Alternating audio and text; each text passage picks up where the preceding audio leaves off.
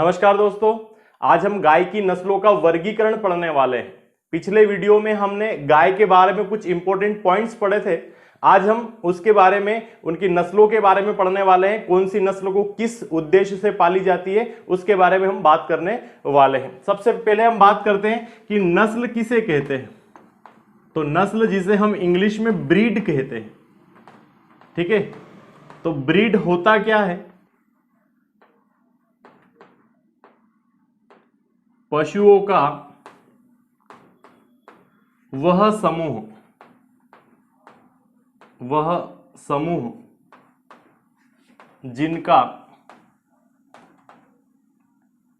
जिनका रंग, आकार एवं लक्षण एक जैसे हो या समान हो,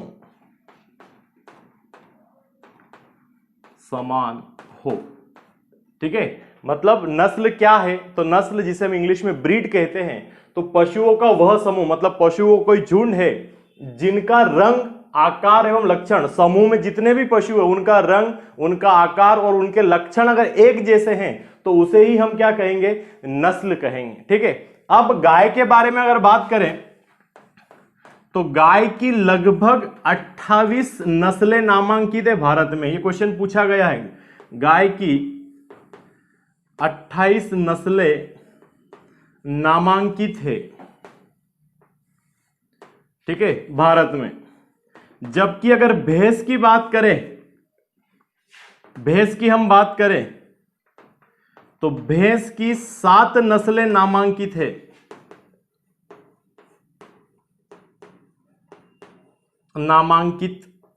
यानी कि रजिस्टर्ड है भारत में।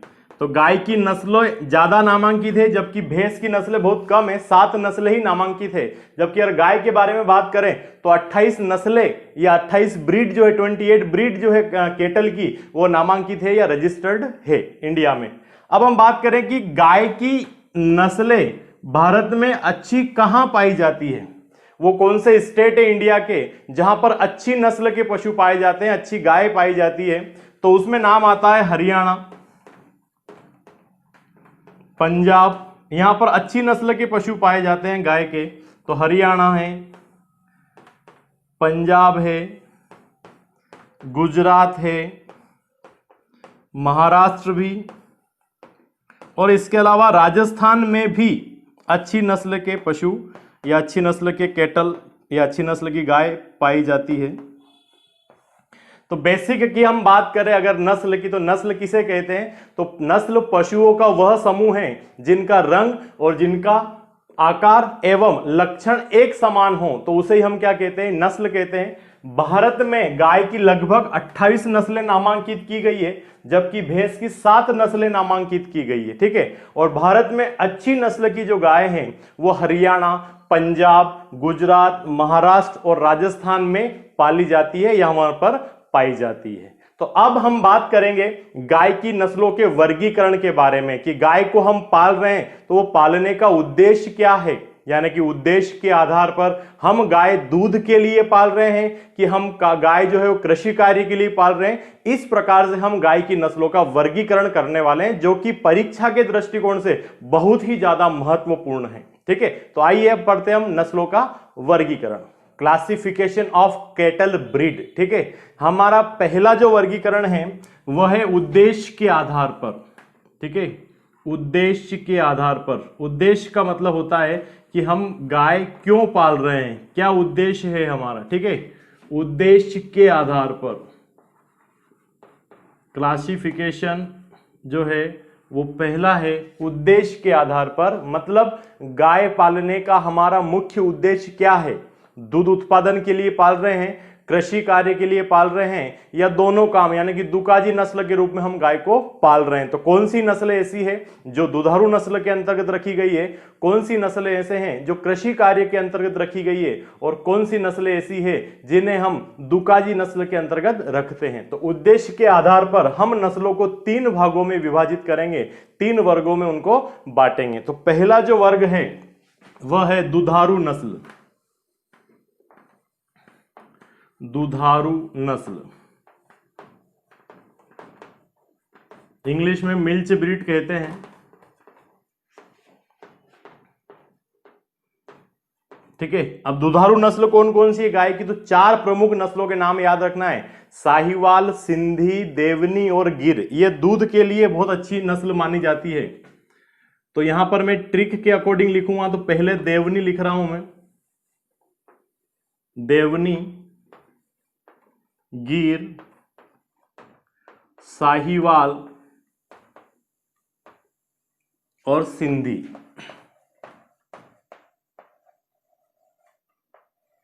4 नस्लें हैं।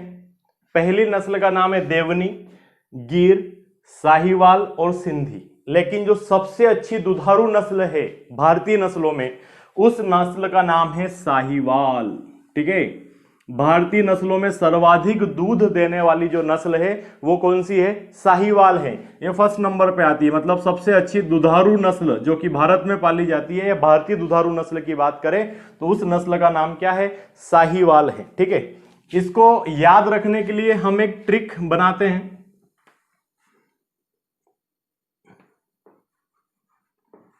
ट्रिक क्या हो सकती है इसके लिए, देखो दुधारू में एक शब्द है दूध। ठीक है, दे गी सा सी। ठीक है, हमारे भारत की एक संस्कृति है कि हम पशुओं से भी बहुत प्यार करते हैं, गाय को हम माता मानते हैं, गाय को हम पूजते हैं। ठीक है, तो कभी कभी बहुत सारे किसान लोग ऐसे होते हैं जो गाय का कुछ नाम रख देते हैं अपने शब्दों में, कि हम इस गाय को ये कहेंगे, हम इस गाय को ये कहेंगे। तो हमने भी यहाँ पे नाम रख दिया एक गाय का, सासी। क्या नाम रख दिया, सासी।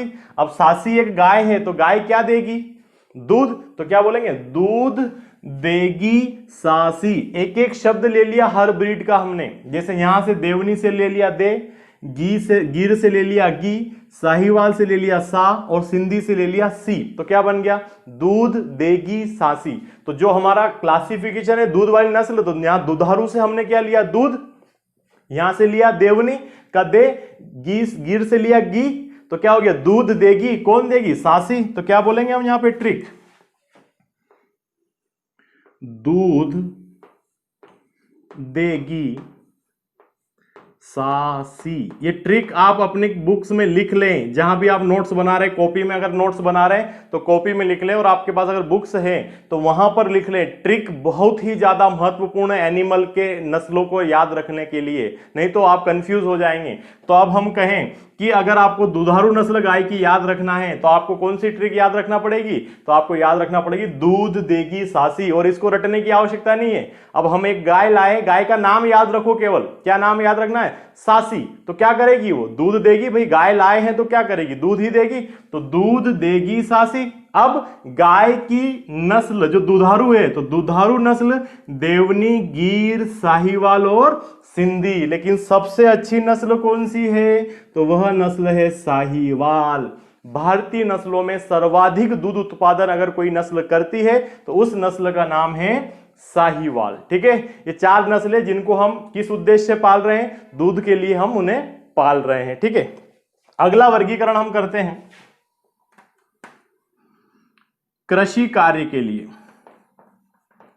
कृषि कार्य,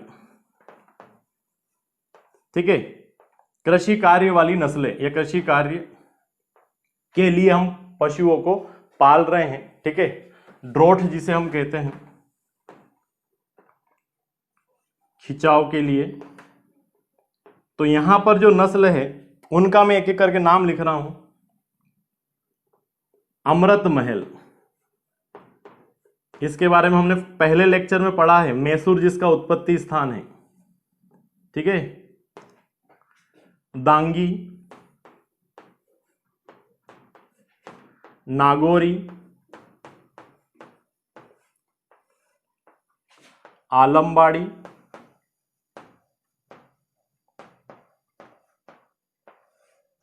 खिल्लारी,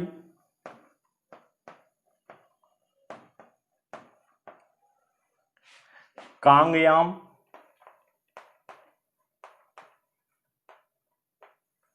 कांगयाम, केनकथा,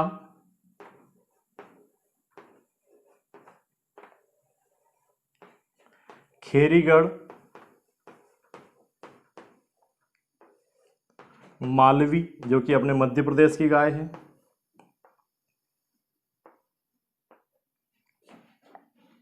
और हेलिकर। ठीक है, कृषि कार्य मतलब बैलों के रूप में हम इन नस्लों का उपयोग खेती में कर रहे हैं, खेत की जुताई के लिए हम कर रहे हैं, खेती के विभिन्न कार्य जो होते हैं उनके लिए कर रहे हैं। तो वो नस्लें कौन कौन सी है? तो पहली नस्ल है अमृत महल, ठीक है, जिसका उत्पत्ति स्थान मैसूर माना जाता है।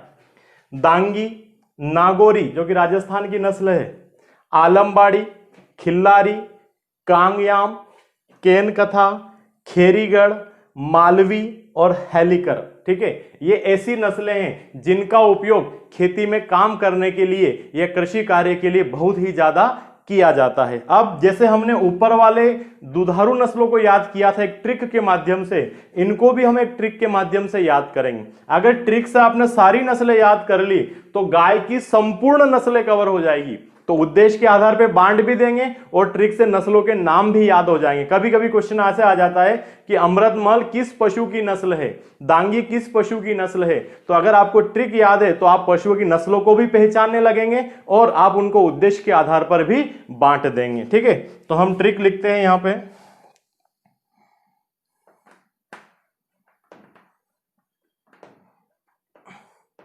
इसकी ट्रिक है अदाना, मैं पहले लिख देता हूं फिर आपको समझा रहा हूं। अदाना को आखिरकार, अदाना को आखिरकार गंगा के खेत में, एक नस्ल रह गई है गंगा के खेत में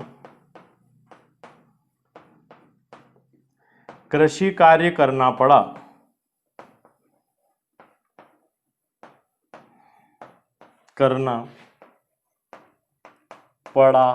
है। ठीक है, एक नस्ल रह गई है, ये हमें ट्रिक से मालूम पड़ गया। ठीक है, उस नस्ल का नाम है गंगातीरी।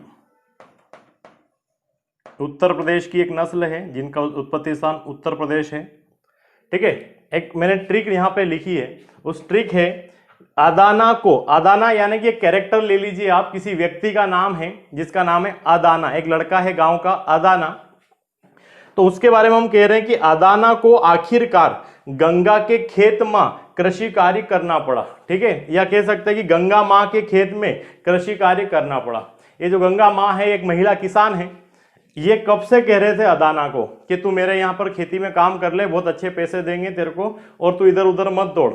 तो ये हमेशा मना कर रहा था कि मुझे नहीं करना, मुझे नहीं करना, लेकिन आखिर में क्या करना पड़ा उसको, जो गंगा मां कह रहे थे वही काम करना पड़ा। तो क्या बोलेंगे, अदाना को आखिरकार गंगा के खेत में कृषि कार्य करना पड़ा। ठीक है, एक एक नस्ल का नाम समझ जाते कि किससे क्या बनेगा। तो अ से बना अमृत महल, ये पहली नस्ल बन गई। दांगी, ये रहा दांगी, दा से दांगी। तीसरी नस्ल का नाम नागौरी, ये नागौरी यहां पे समझ में आया। को साइलेंट छोड़ दें आप। आलमबाड़ी, ये आलमबाड़ी आ से। ठीक है, फिर उसके बाद है खिल्लारी, तो ये खी से खिल्लारी आ गया। फिर उसके बाद है कांगयाम, ये कांगयाम आ गया का से। गंगा, तो ये मैंने यहाँ पे लिख रहा आखिरी में, ये ट्रिक बनाई तो जो गंगातीरी नस्ल का नाम छूट गया था, ये गंगातीरी का नाम हमने इस ट्रिक से पकड़ लिया। तो ट्रिक के ये फायदे होते हैं। तो गंगातीरी हो गया, के से हो गया केनकथा, खे से हो गया खेरीगढ़, मां से हो गया मालवी, और ये अपनी हेडिंग कृषि कार्य वाली, मतलब ये ट्रिक याद है, ये ट्रिक काई की है, तो ये हमारी हेडिंग है कृषि कार्य वाली नस्लें। तो यहां से ये याद हो गया।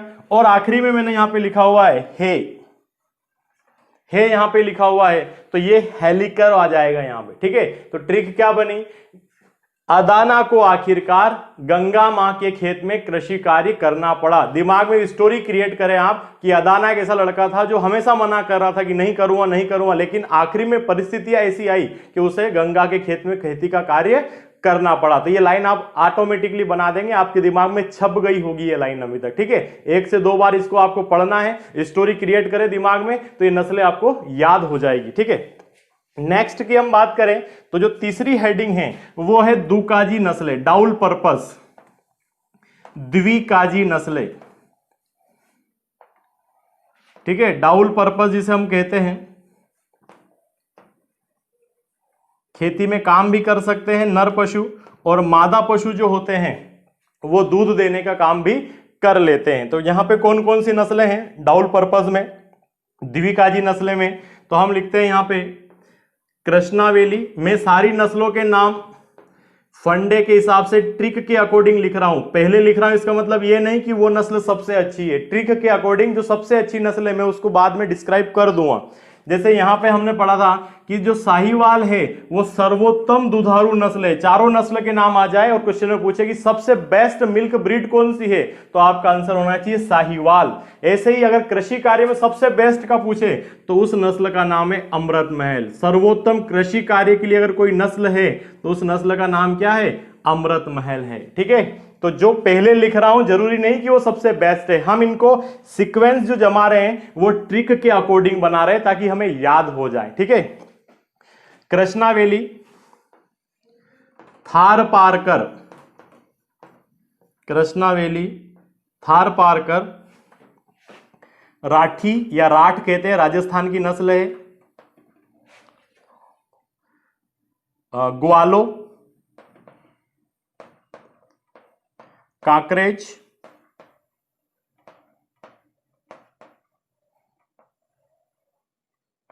हरियाणा,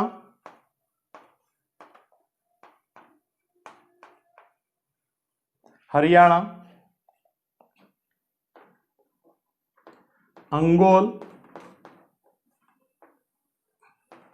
निमाड़ी,